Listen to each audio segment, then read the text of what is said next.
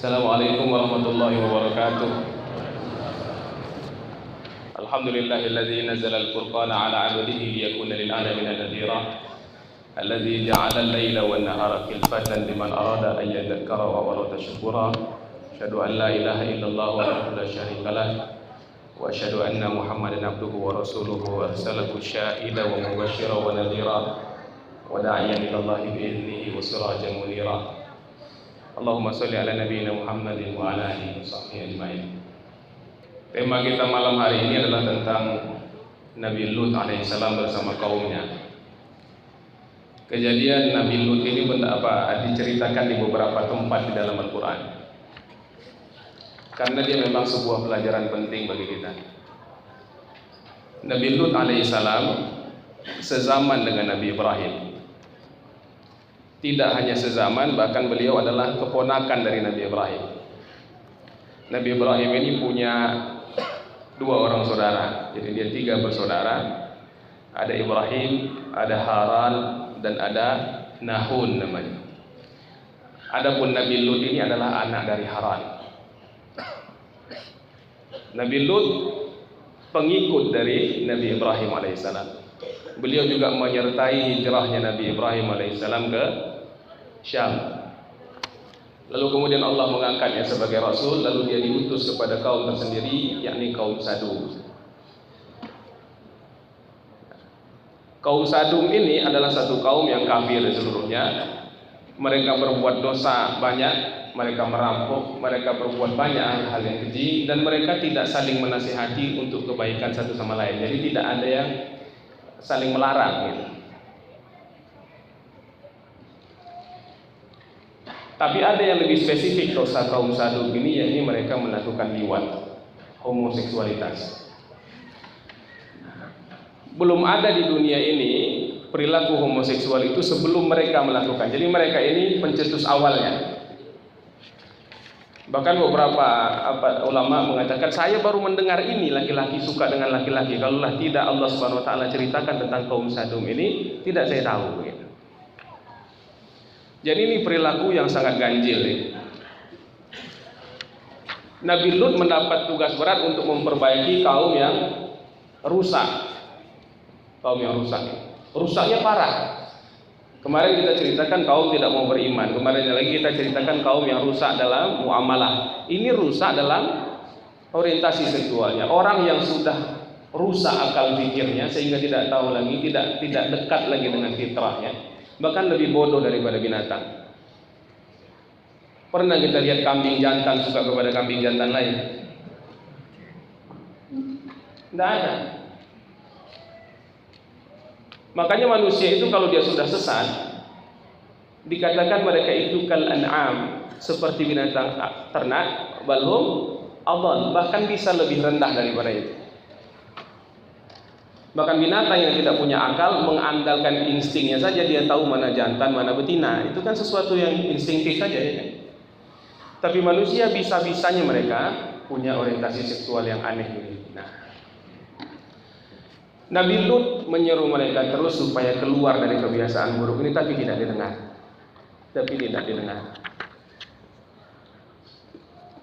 Dipilihkan oleh Nabi Lut ini anak-anak kami, anak-anak perempuan kami. Para ahli tafsir mengatakan bukan anaknya sendiri yang ditawarkan oleh Nabi Lut itu, bukan semata-mata itu, tapi anak-anak kami itu adalah putri-putri dari negeri itu. Karena seorang nabi itu pada hakikatnya adalah bapak bagi kaumnya. Tapi mereka tetap tidak mau. Sampailah kemudian datang para malaikat ke situ. Malaikat-malaikat yang datang itu sebelumnya berkunjung ke tempat Nabi Ibrahim dahulu. Di tempat Nabi Ibrahim, para malaikat ini dikatakan malaikat itu yang datang tiga: Jibril, Mikail, dan Israfil. Mereka berkunjung ke tempat Nabi Ibrahim untuk mengabarkan satu kabar gembira tentang Nabi Ibrahim akan dapat anak. Lalu mereka menyinggung juga peristiwa yang akan mereka lakukan, tugas yang akan mereka emban untuk menghancurkan satu kaum. Yang kaum itu tentu yang dimaksud adalah kaum Nabi Lut ini, karena memang sudah tidak mau berubah. Tapi Allah sebutkan inna Ibrahima lahalimun awwahum munib. Ibrahim itu kan lembut sekali, penuh kasih sayang. Dia katakan, apa akan dihancurkan juga orang itu? Apa kata para malaikat itu? Ya Ibrahim, a'rid an hadza. Ibrahim, jangan ini didebat lagi. Ini tidak usah didiskusikan. Innahu qad jaa'a amru rabbik. Ini sudah ketetapan dari Allah Subhanahu wa taala, tidak perlu engkau membela apa-apa lagi. Nah, maka Ibrahim dengan sedih melepas para utusan ini. Nah, dia bisa berdoa saja untuk ponakannya yang saleh ini. Maka datang para malaikat ini ke negeri Sadum, dan datangnya itu juga dengan ujian. Mereka datang itu dalam bentuk pemuda-pemuda yang tampan. Orang-orang negeri itu pantang lihat orang ganteng kan? Nah, jadi hati-hati yang ganteng-ganteng ini.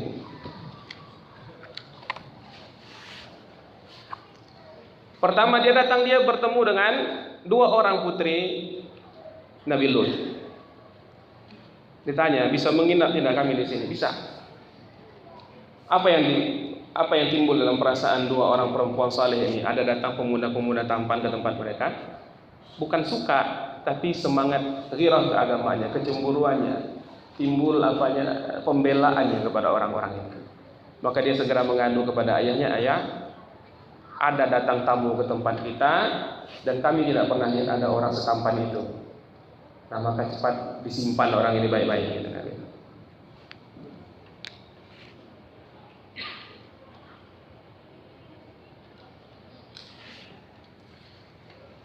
Walamma ja'at rusuluna Lutan si'a bihim mudhaqa bihim zar'a wa qala hadha yawmun asib.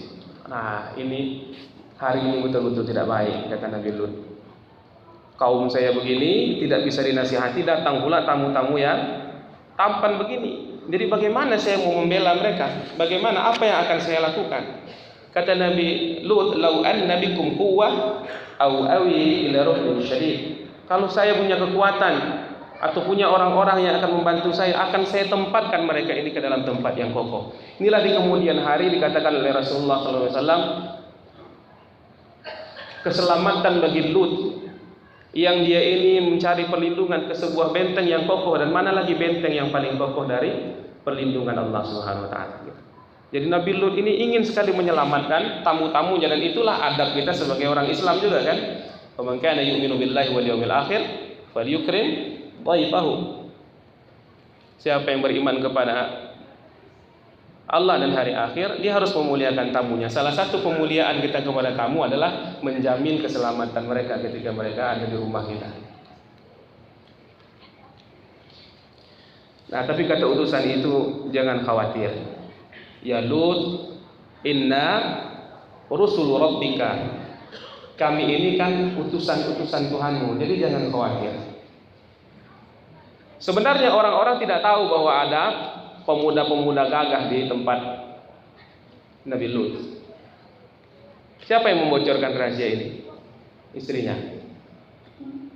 Makanya istri Nabi Lut ini dijadikan sebuah tamsil perempuan-perempuan yang tidak baik. Ketika Allah di surah At-Tahrim memberikan contoh perempuan baik itu ada dua. Siapa yang disebut di situ? Maryam.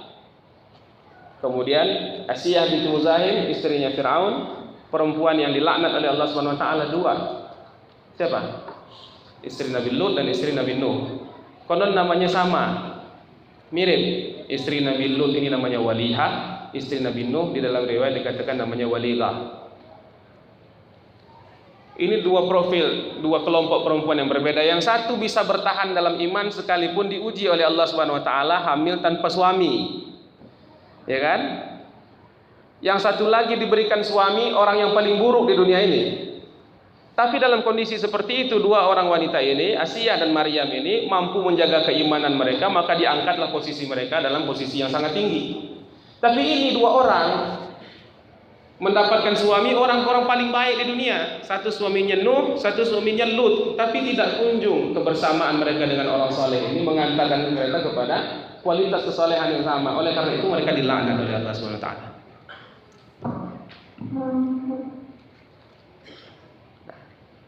Maka istrinya katakan, nah itu di rumah kami ada stok baru itu gitu. Orang itu mengatakan serbu gitu. Dia datang, dia kepung rumah itu, dia minta serahkan itu pemuda-pemuda kepada kami. Nah, apa yang kita lakukan kalau situasi kita seperti itu? Maka keluarlah salah seorang pemuda itu, yakni perwujudan dari Jibril. Ibnu Katsir mengatakan dia kepakkan sayapnya sehingga orang itu buta semua. Lalu mereka pergi, masih menyimpan dendam kepada Nabi Lut dan masih menyimpan rasa penasaran. Nah, ketika itulah para utusan ini mengatakan kepada Nabi Lut, pergilah. Inna mau'idahumus subh, alaysa as-subhu biqarib. Takdir mereka itu akan jatuh pada subuh hari dan ini subuh sudah dekat. Ada yang mengatakan disuruh mereka itu pergi ila ra'sil jabal. Nabi Lut dan pengikutnya yakni dua orang putrinya itu pergi ke puncak gunung alladzi hunaka. Disitulah fastab'adahu wa sa'ala minhu ayyadhhaba ila qaryatin qaribatin minhu. Supaya mereka bisa apa? Supaya mereka itu bisa tenang beribadah di situ dan mereka juga bisa nanti pergi ke tempat yang dekat dari situ. Kata para malaikat, nanti kami tunggu sampai kalian selamat, baru azab itu akan turun di sini. Nah, apa bentuk azabnya? Bentuk azabnya itu adalah azab yang sangat pedih sekali, yang menakutkan bagi kita kalau kita merenung-renungkannya. Falamma jaa amruna ja'alna 'aliyaha safilaha. Ketika datang ketentuan kami itu, kata Allah Subhanahu wa taala, kami jadikan bumi mereka itu bagian atasnya jadi ke bawah. Ditelungkupkan bumi mereka itu. Dan tidak ada yang selamat kecuali Nabi Lut dan yang mengikuti dia. Ibnu Katsir menceritakan proses itu seperti ini. Jibril membentangkan sayapnya, dan Jibril itu kan satu makhluk yang besar yang kita tidak tahu.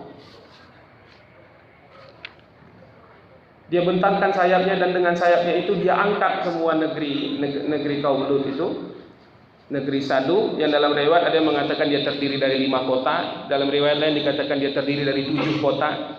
7-7-nya itu diangkat oleh Jibril, diremasnya dengan sayapnya itu, diangkatnya tinggi sekali ke langit sampai dikatakan penduduk langit bisa mendengar lolongan anjing mereka ini. Lalu dihempaskan ke bawah dan dijadikan bumi itu tertelungkup, lalu mereka itu dilempari dengan batu-batu sijil. Termasuk orang-orang yang sedang tidak ada di negerinya itu. Orang-orang yang mempraktekkan liwat ini, homoseksualitas ini, yang juga kelompok orang-orang Sadum ini yang sedang bepergian di luar kotanya, ditimpa oleh batu-batu itu, yang batu itu bernama dengan nama mereka masing-masing. Hancur mereka semuanya. Orang-orang penasaran, mana ini negeri yang sudah dihancurkan oleh Allah Subhanahu wa taala ini. Tahun 24, karena karena dalam literatur Yahudi dan Kristiani juga ada peristiwa ini, maka mereka pun penasaran. Sebagian di antara mereka mulai tahun 24 sampai tahun 67 ada Paul Lett datang, dia bilang ini kemungkinan besar ini daerah Laut Mati, wallahu alam. Kita juga tidak tahu ya kan kepastiannya.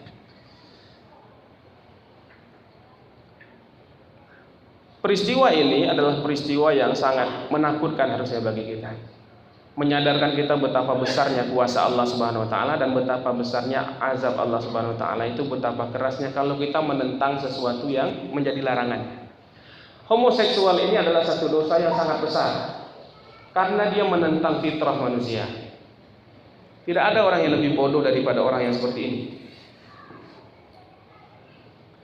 Bahkan para imam mazhab mengatakan homoseksual ini hukumnya mati. Imam Malik, Asy-Syafi'i, Ahmad bin Hanbal bersepakat tiga orang ini bahwa pelaku homoseksualitas itu harus dirajam sampai mati. Hukumannya rajam. Abu Hanifah mengatakan mereka tidak hanya dirajam tapi dijatuhkan dulu dari tempat yang paling tinggi sampai di bawah dia dirajam. Begitu hinanya perilaku ini. Tapi na'udzubillah ini banyak sekali di sekeliling kita sekarang. Kenapa? Karena desain dari sana, dari pusat-pusat kekuasaan dunia yang memang bukan orang Islam yang duduk di sana itu sudah memayungi ini dalam berbagai konvensi internasional. Di Indonesia sendiri tahun 2006 sudah ada diluncurkan Yogyakarta Principles, prinsip-prinsip Yogyakarta yang melindungi ini, perlindungan terhadap orientasi seksual. Dari pusat sana, dari pusat ke pusat kekuasaan dunia sana datang, diajarkan kepada kita doktrin tentang gender. Dulu kalau kita bepergian ke luar negeri setelah name di bawahnya apa? Seks kan? Nama, jenis kelamin dipilih kan? Male, female, laki-laki atau perempuan. Karena dua saja, karena kata-kata seks atau jenis kelamin itu berhubungan dengan fisik, biologis. Jadi orang kalau tidak perempuannya laki-laki. Tapi sekarang kata-kata itu dirubah menjadi gender. Gender itu disebutkan dia socially constructed, dikonstruksi secara sosial. Jadi dia merasanya apa? Diserahkan. Saya jenggot saya panjang, tapi rasa-rasanya saya ini perempuan lah. Boleh. Saya cantik, tapi mungkin saya rasa-rasanya laki-laki. Bisa. Bisa laki-laki separuh perempuan, bisa perempuan separuh laki-laki, macam-macam. Bisa transgender juga. Ada LGBT kan, lesbian, gay, bisexual, transgender. Berkembang di tengah-tengah kita semuanya. 2008 saya jumpa dengan seorang feminis, tapi feminis ini masih ada lurus-lurusnya pikirannya. Dia doktor, dosen UGM. Dia menyatakan, saya sudah meneliti di Surabaya zaman itu katanya, komunitas homoseksual itu jumlahnya bisa 4.000 sampai 6.000 orang.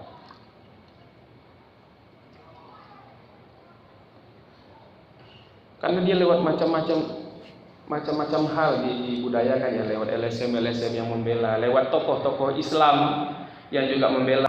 Dia katakan orientasi seksual itu Allah yang menciptakan. Kalau dia suka laki-laki sama laki-laki itu takdir Tuhan kok, enggak apa-apa, ikuti aja.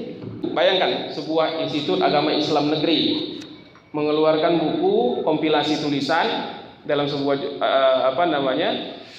yang judulnya Indahnya Pernikahan Sesama Jenis. Kalau Bapak tidak percaya, ini ngarang-ngarang aja. Saya punya filenya sampai sekarang, masih saya scan itu, punya buku masih ada. Dan di situ dipelesetkan tafsir tentang kisah Lut ini, kan dibilang apa? Difitnah Nabi Lut. Dikatakan Nabi Lut itu cuma sakit hati karena anaknya tidak laku, makanya dia sumpahi kaumnya. Nah, begitu cara dosen-dosen agama Islam berpikir lalu dituliskan dalam sebuah buku.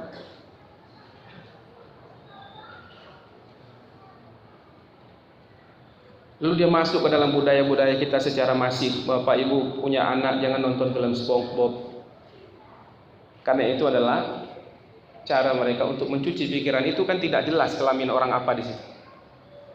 Kadang-kadang dia jadi laki-laki, kadang ini jadi perempuan, dan suatu ketika dalam satu episode di film itu mereka kawin antara SpongeBob dengan siapa kawannya itu, Patrick. Gitu. Dan di luar negeri memang mereka ini yang dijadikan simbol-simbol kebebasan orientasi seksual ini. Dengan disahkannya kemarin di Amerika perkawinan sesama jenis di seluruh negara bagiannya, nampaklah sudah pendukung-pendukungnya itu di negeri kita. Sebagian besarnya itu dari kalangan yang memang sudah rusak dari dulu, dari kalangan artis. Mereka pula yang bersyukur duluan. Dan ini akan merambah-rambah kemana-mana. Di Pekanbaru ini banyak. Kalau Bapak jalan-jalan malam-malam ke belakang kantor wali kota, gelap-gelapan situ, sama-sama berjakun dua-duanya. Kejadiannya sudah banyak. Seorang akhwat datang kepada saya, dia kawan sekolah saya dahulu. Dia ceritakan, saya ada masalah. Apa masalah kamu? Masalah saya itu, saya sudah menikah, apalagi. Tapi saya kemudian tahu bahwa suami saya itu homo. Suaminya tinggal di luar kota, PNS di satu kabupaten. Lalu kemudian dia agak aneh, perilakunya kepada dia agak aneh, sebagai pengantin baru agak kurang wajar. Itu setelah dia selidiki setahun, memang ternyata dia tinggal serumah dengan seorang mahasiswa, dan kemudian memang seperti itu peranginya, dan dia ada komunitas sendiri. Akhirnya saya bilang, cerai saja, untuk apa seperti itu? Cari yang lain yang saleh. Di sini banyak gitu. Dia sudah ada di tengah-tengah kita. Kenapa ini ada? Dari beberapa tahun yang lalu budaya kita sudah dikonstruksikan untuk bisa menerima itu semua. Laki-laki itu pada dasarnya dia suka kepada feminitas, dia suka kepada laku kewanitaan, ya kan? Kita tertarik kalau ada wanita yang lemah lembut kan begitu ya. Seperti kisah Musa ketika dia tolong dua orang wanita itu, faja'at ihdahuma, datang kepada dia satu orang wanita itu, yamshi al-istihya, jalan malu-malu, kan begitu caranya perempuan ya kan. Tapi sekarang timbul wanita-wanita perkasa gitu. Perempuan pada dasarnya suka kepada laki-laki yang maskulin. Oleh karena itu kalau ada orang gagah tinggi, perempuan biasanya harusnya suka kalau dia normal. Tapi kemudian laki-laki bergaya keperempuanan, perempuan bergaya kelaki-lakian, dan ini kan dilaknat oleh Allah Subhanahu wa taala. Sudah Rasul sampaikan. Perubahan perilaku ini membuat orang kehilangan orientasi. Ini boleh juga lah meskipun sejenis tapi kemayu katanya. Sebenarnya dia tetap masih suka dengan maskulinitas perempuan. Laki-laki tetap suka pada feminitas, tapi sifat ini dia temukan pada jenis yang sama pada dirinya sendiri, maka dia mendekat di situ. Tambah lagi orang sekarang ini nikah susah, ya kan? Orang-orang tua di kalangan orang-orang awam banyak sekali orang tua yang risau kalau anaknya mau menikah, mau dikasih makan apa? Ya dikasih makan nasi, apalagi mau dikasih makan, ya kan? Tapi kalau anaknya pacaran, anaknya apa segala macam, dia tidak risau. Sementara syahwat orang-orang muda ini memuncak, menikah tidak bisa, ngapa-ngapain tidak bisa. Jalan yang paling aman kalau laki-laki pergi jalan sama laki-laki kan tidak ada yang curiga. Awalnya itu lalu kemudian terjadi. Nah ini musibah besar Bapak Ibu sekalian, musibah besar bagi kita. Kita berdoa kepada Allah Subhanahu Wa Taala mudah-mudahan pemimpin-pemimpin kita diberi hidayah. Jangan sampai proteksi terhadap hal-hal yang menyimpang seperti ini ada di negeri kita. Kita berdoa juga mudah-mudahan Allah berikan hidayah kepada orang, seluruh manusia di Indonesia ini supaya bisa tahu yang benar itu benar, yang salah itu salah, dan diberikan karunia untuk mengikuti kebenaran dan menjauhi kesalahan-kesalahan. Kisah Nabi Lut ini cukuplah bagi kita menjadi sebuah pelajaran bahwa dosa-dosa, terutama dosa homoseksual ini adalah yang mendatangkan banyak sekali bala kepada kita. Ini entah apa sebabnya kita kering, tidak ada hujan, tidak ada banyak hal kan yang terjadi. Mungkin kemaksiatan itu sudah merebak di tengah-tengah kita tanpa kita tahu. Karena kan kita memang hari-hari ke masjid, kita tidak tahu yang begitu-begitu ya kan. Nah tapi sekarang kita mesti tahu. Kita mesti tahu, kita mesti peduli, kita mesti turut menjadi orang-orang yang beramar ma'ruf nahi munkar. Karena kalau tidak, kita takut bahwa kita pun nanti akan terbawa-bawa efek buruk. Mudah-mudahan semua disadarkan oleh Allah Subhanahu Wa Taala. Yang sudah terlanjur demikian, kita doakan kembali ke jalan yang benar. Pemuda-pemuda hendaknya gagah kembali, jangan jadi laki-laki solehah. Nampakkan bagaimana kewibawaan itu, nampakkan suara itu besar, jalan itu gagah. Supaya apa? Supaya kita betul-betul bisa hidup sesuai dengan fitrah yang diberikan Allah Subhanahu Wa Taala kepada kita. Demikian mudah-mudahan bermanfaat. Subhanakallahumma wa bihamdika asyhadu an la ilaha illa anta astaghfiruka wa atubu ilaik. Assalamualaikum warahmatullahi wabarakatuh.